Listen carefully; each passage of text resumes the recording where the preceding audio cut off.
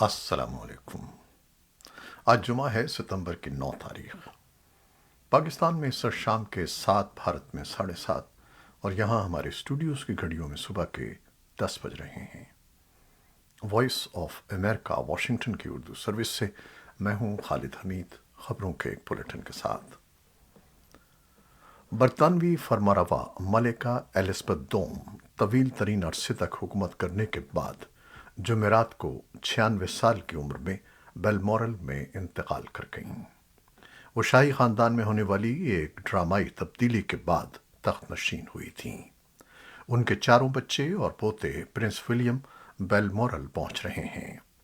ملکہ Elizabeth دوم نے اسی سال اپنی تاجپوشی کی 70ویں سالگرہ منائی تھی، اور 2 دن قبل ہی انہوں نے نومنتخب برطانوی وزیر اعظم کے ساتھ ملاقات کی تھی۔ ملکہ کے انتقال کے بعد بکنگم پیلس پر قومی پرچم سرنگوں کر دیا گیا ہے۔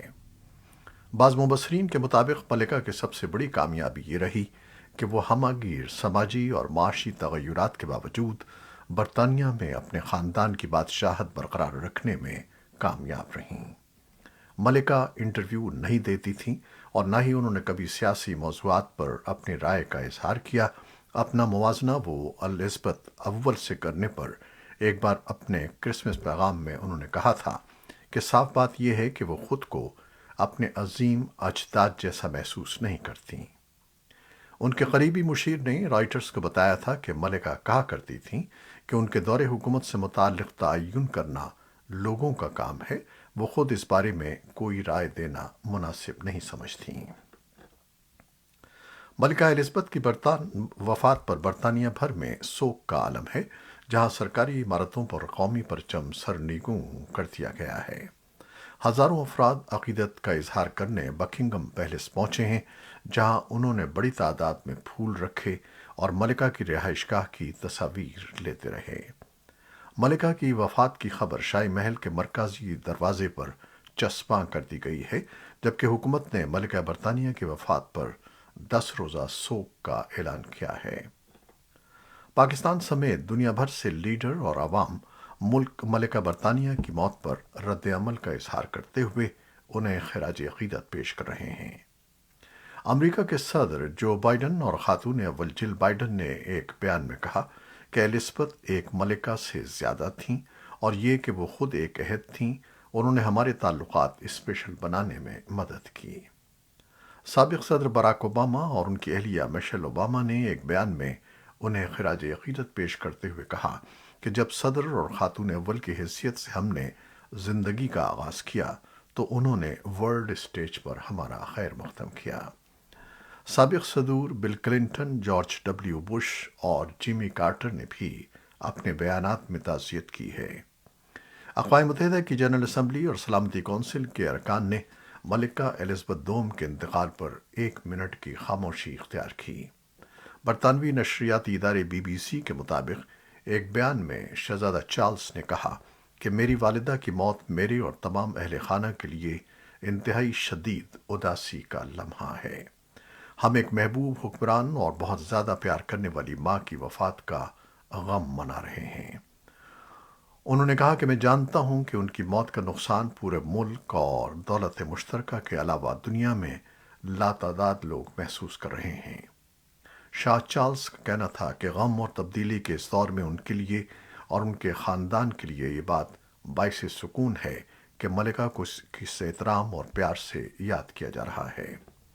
برطانیہ کی نئی وزیر اعظم لیز ٹرس نے کہا کہ ان کی موت پر ملک پریشان ہے۔ انہوں نے ملکہ کو ایسی چٹان قرار دیا جس پر جدید برطانیہ تعمیر ہوا۔ فرانس کے صدر ایمانوئل میکران نے ٹویٹ کیا کہ 70 برس تک وہ برطانیہ کے اتحاد اور تسلسل کی علامت رہیں۔ جرمنی کے وزیر خارجہ اور اٹلی کے وزیر اعظم نے بھی ان کی موت پر تعزیت کی ہے۔ افغان سیاستدانوں نے بھی ملکہ ایلزبتھ دوم کے انتقال پر اہل خانہ، برطانوی حکومت اور برطانیہ کے عوام کے ساتھ تعزیت کا اظہار کیا ہے۔ شہزادہ چارلس اپنی پوری زندگی تاج کی تیاری کرتے رہے۔ اب 73 سال کی عمر میں وہ لمحہ آ گیا ہے کہ برطانوی تخت سنبھالنے والے سب سے معمر شخص چارلس اپنی والدہ ملکہ ایلزبتھ دوم کی جمعرات کو وفات کے بعد بادشاہ چارلس سوم بن گئے ہیں۔ ان کی تاجپوشی کی کوئی تاریخ طے نہیں کی گئی۔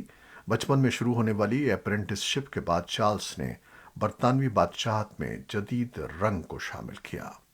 وہ پہلے وارث ہیں جنہوں نے گھر میں تعلیم حاصل نہیں کی تھی، یونیورسٹی کی ڈگری حاصل کرنے والے پہلے اور میڈیا کی مسلسل چمک میں پروان چڑھنے والے پہلے شخص ہیں۔ اقوام متحدہ کے سیکرٹری جنرل انطونیو گتریس نے کہا کہ پاکستان کا عالمی ماحولیاتی تبدیلیوں میں حصہ کم لیکن یہ متاثر زیادہ ہوا ہے۔ اسلام آباد میں وزیر اعظم شہباز شریف کے ہمراہ نیوز کانفرنس کرتے ہوئے انطونیو گتریس کا کہنا تھا کہ حکومت، پاکستانی فوج اور رفاہی تنظیمیں پاکستان میں امدادی سرگرمیوں میں مصروف ہیں۔ انطونیو گتریس نے عالمی برادری کو مخاطب کرتے ہوئے کہا کہ پاکستان سیلاب سے بہت زیادہ متاثر ہوا ہے۔ ان کے بقول آج پاکستان متاثر ہوا ہے تو کل کو کوئی دوسرا ملک موسمیاتی تبدیلیوں سے متاثر ہو سکتا ہے اور اس کا راستہ روکنے کے لیے سب کو مل کر کام کرنا ہوگا۔ اس موقع پر گفتگو کرتے ہوئے وزیر اعظم شہباز شریف نے کہا کہ اقوام متحدہ کے سیکرٹری جنرل کا دورہ قابل ستائش ہے اور امداد پر ان کے شکر گزار ہیں۔ اقوام متحدہ کے سیکرٹری جنرل انطونیو گتریس پاکستان کے سیلاب سے متاثرین سے اظہار یکجہتی کے لیے 2 روزہ دورے پر جمعے کو پاکستان پہنچے تھے۔ پاکستان کے دفتر خارجہ نے ایک بیان میں کہا کہ اقوام متحدہ کے سیکرٹری جنرل ہفتے کو سیلاب سے متاثر ہونے والے علاقوں کا دورہ بھی کریں گے۔ حکومت پاکستان نے افغانستان سے آنے والے تازہ پھلوں پر کسٹم محصولات میں اضافہ کر دیا ہے، جس کی وجہ سے پھلوں کے تاجر کل سے اسپن بولدک چمن بندرگاہ پر تازہ پھلوں سے لدے دسیوں ٹرکوں کو روکنے پر مجبور ہو گئے ہیں۔ تاجروں کا کہنا ہے کہ پاکستان نے ایک بار پھر کسٹم ٹیکس بڑھا دیا ہے۔ پہلے کسٹم لگ بھگ 12,000 تھا لیکن اب بڑھ کر 40-50 ہزار ہو گیا ہے۔ اگر صورتحال اسی طرح جاری رہی تو ہمارا بڑا نقصان ہوگا۔ خان جان علی کوزئی نے حکومت پاکستان کے نئے اقدام پر تنقید کی اور کہا کہ یہ ان وعدوں کے خلاف ہے جو حکومت نے افغان تاجروں سے کیے تھے۔ Afghanistan fruit and vegetable traders union کا کہنا تھا کہ کسٹم ٹیرف میں اضافے کی وجہ سے پاکستان جانے والی کراسنگ پر مزید ٹرک روکے جاتے ہیں۔ ان کا کہنا تھا کہ پاکستان ہر سال تازہ پھلوں کی برآمد کے سیزن میں کسٹم ٹیرف میں اضافہ کر دیتا ہے۔ افغانستان کے لیے پاکستان اور روس کے خصوصی نمائندوں کی گزشتہ روز ماسکو میں ملاقات ہوئی۔ اس ملاقات میں محمد صادق خان اور ضمیر کابلوف نے افغانستان میں سلامتی کی صورتحال اور انسانی بحران پر تبادلہ خیال کیا اور ملک میں رابطہ کاری کے بارے میں بات کی۔ محمد صادق خان نے ٹویٹ کیا کہ سلامتی کی صورتحال، رابطے اور بحران سمیت متعدد امور پر تبادلہ خیال ہوا۔ یہ ملاقات ایک تاریخی کمرے میں ہوئی جہاں اتحادیوں نے اقوام متحدہ کے قیام کا تصور دیا تھا۔ بھارت اور چین کی افواج نے مشرقی لداخ کے گوگراہٹ اسپرنگ علاقے میں واقع پیٹرولنگ پوائنٹ 15 سے واپسی کا عمل شروع کر دیا ہے، جو 12 ستمبر تک مکمل ہو جائے گا۔ وزارت خارجہ نے جمعے کو ایک بیان جاری کرتے ہوئے کہا کہ اس علاقے میں فریقین کی جانب سے بنائے گئے عارضی ڈھانچوں اور تعمیرات کو ختم کر دیا جائے گا۔ فریقین نے باقی ماندہ تنازعات کو بھی دور کرنے اور سرحد پر امن و سکون کی بحالی کے عزم کا اظہار کیا۔ اس قدم کو دونوں ملکوں کے درمیان مئی سن 2020 سے جاری سرحدی کشیدگی اور تعطل کو کم کرنے کی جانب ایک پیش رفت کے طور پر دیکھا جا رہا ہے۔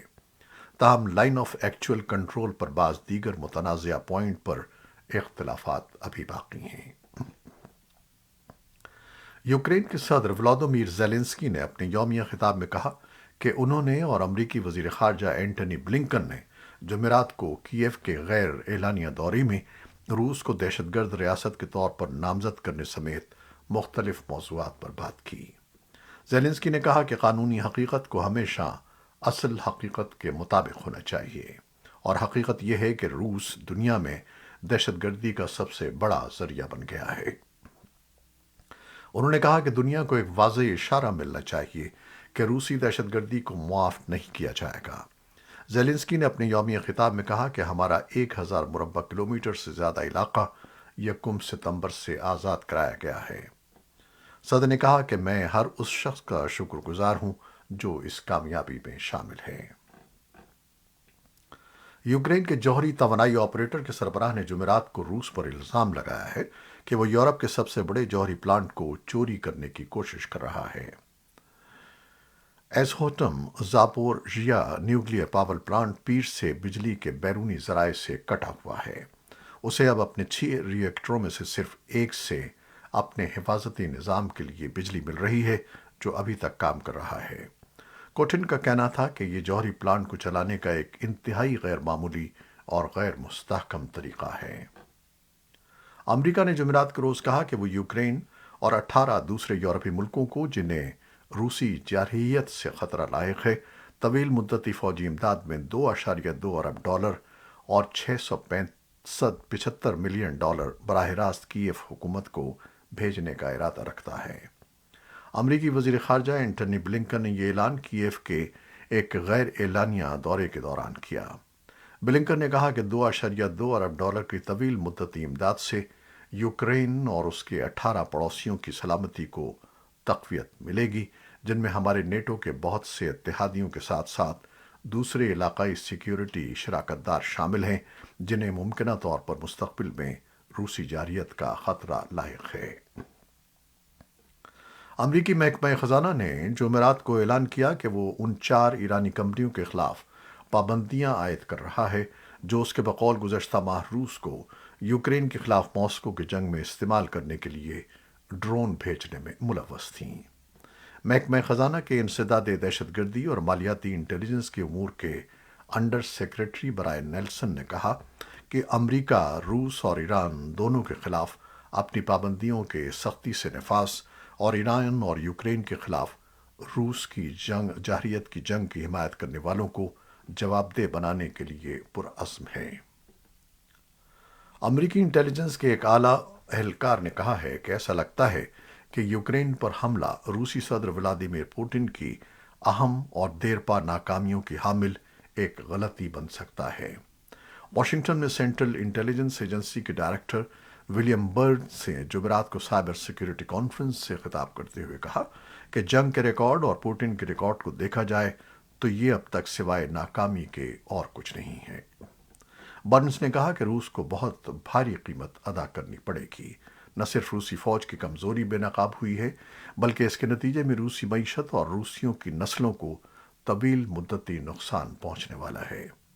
دوسری جانب بدھ کے روز پوٹن نے ساحلی شہر ولادیمیر واسٹوک میں ایک اقتصادی فورم سے خطاب کرتے ہوئے اپنے اس موقف کا اعادہ کیا کہ وہ ماسکو کے حمایت یافتہ علیحدگی پسند علاقوں کی حفاظت کے لیے یوکرین فورسز بھیجنے پر مجبور ہوئے تھے جو سن 2014 سے روس کے ساتھ کرائمیا کے الحاق کے بعد سے یوکرینی فورسز سے لڑ رہے ہیں۔ انہوں نے کہا کہ فوجی کارروائی ہم نے شروع نہیں کی تھی، ہم اسے ختم کرنے کی کوشش کر رہے ہیں، اور انہوں نے کہا کہ آخرکار اس سے ہمارے ملک کو اور ملکی اور بین الاقوامی طور پر مستحکم بنانے میں مدد ملے گی۔ وائٹ ہاؤس نے جمعرات کو کہا کہ ملکی مینوفیکچررز کو 100 ملین سے زیادہ ٹیسٹوں کا آرڈر دیتے ہوئے وہ گھر پر کووڈ-19 ٹیسٹوں کے اپنے ذخیرے کو فروغ دے گا، لیکن خبردار کیا کہ یہ ایک قلیل مدتی حل ہے۔ امریکی حکام ان سفارشات کا دائرہ وسیع کرنے پر غور کر رہے ہیں کہ مونکی پاکس کے خلاف ویکسین کس کس کو لگائی جائے۔ اس میں ممکنہ طور پر HIV میں مبتلا بہت سے مرد یا ایسے افراد شامل ہو سکتے ہیں جن میں حال ہی میں جنسی طور پر منتقل ہونے والی دوسری بیماریوں کی تشخیص ہوئی ہے۔ اس وقت CDC اس ویکسین کی سفارش ان لوگوں کے لیے کرتا ہے جو کسی ایسے شخص سے قریبی رابطے میں آئے ہوں جو مونکی پاکس میں مبتلا تھا یا جن کا خیال ہو کہ انہیں اس وائرس سے واسطہ پڑا ہے۔ یہ تھیں وہ خبریں جو فیس بک لائیو پر ہم نے آپ کے لیے پیش کی۔ ہماری ویب سائٹ، یوٹیوب اور پوڈ کاسٹ پر یہ بلیٹن آپ کے لیے پوسٹ کر دیا جاتا ہے۔ آپ ہمارے بلیٹن کو شیئر کرتے ہیں اور اپنے کمنٹس میں اپنی محبتوں کا اظہار کرتے ہیں، جس کے لیے ہم آپ کے بے حد ممنون ہیں۔ اپنی ان کاوشوں کو جاری رکھیے گا۔